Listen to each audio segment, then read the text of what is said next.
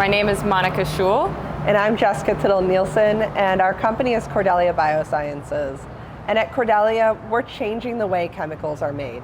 We use ocean microscopic organisms to create sustainable ingredients to replace the harmful chemicals in your everyday products.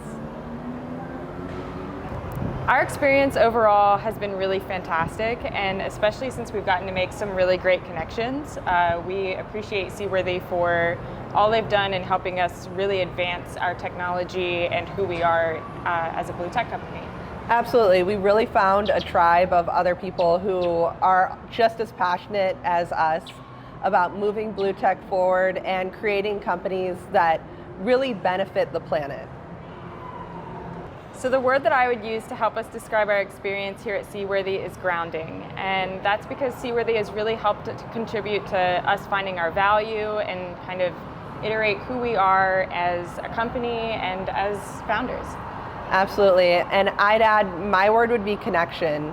One of the great things that we got out of Seaworthy was connecting into the blue tech space and so many other founders that are on a similar journey and have similar passions as us.